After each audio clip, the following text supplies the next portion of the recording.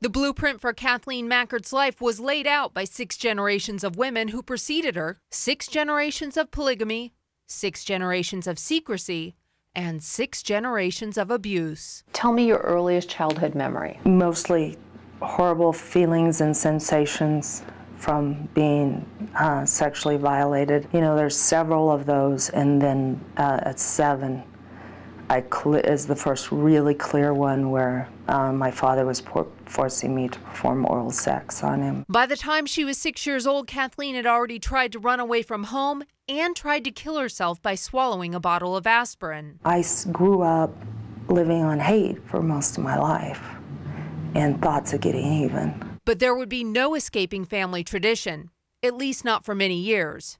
Her biggest fear? Her father, Clyde Mackert. He was featured prominently in this 1953 Life magazine article, along with 3 of his wives and 8 of his children. My father had a ritual of taking his 16-year-old daughters out for their birthday dinner. Daddy-daughter date, he called it. Later on, he came into my room and instructed me with physical demonstrations on how the woman's body responds to a man. And 2 years later, on her 18th birthday, Kathleen was forced to marry her stepbrother. In my mind, I thought, thank God, at least I know him. The young couple moved to a small LDS community on the Utah-Idaho border. They had 4 children and eventually decided together to escape polygamy. We stopped going down there for their priesthood meetings and their church services, and we just started living life the way we wanted. But not long after that, Kathleen and her husband split up. Kathleen worked as a wildland firefighter, a police dispatcher, and eventually in healthcare, but found she could not support her children. My car had broken down and I was bicycling 10 miles to and from work through the transient part of town. We were one of those families that you see pushing the grocery cart home from the grocery store, and my children say, I remember how embarrassed I was, and they remember being that destitute. The Las Vegas Strip is a far cry from the polygamous community where Kathleen was raised. But it was here in this unlikely town and in the most unlikely of places that Kathleen found her inner strength.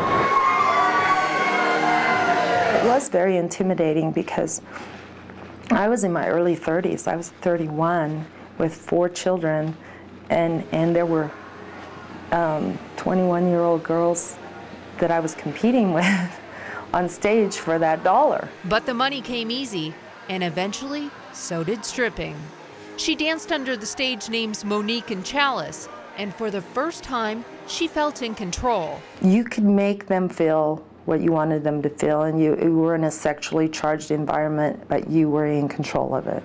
For 6 years, she stripped, making thousands and receiving offers of drugs and sex. But she says she never crossed the line. I will never do anything that I would risk losing my children for.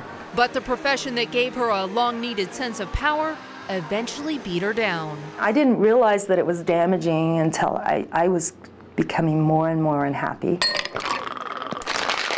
And so after years of counseling, a few strip clubs, and quite a few failed relationships, Kathleen has finally found her place in life. Behind a bar. Making people feel welcome and at home and like they belong, and I guess for me, I always wanted to feel like that. I'm Tammy Leitner with CBS 5 Investigates.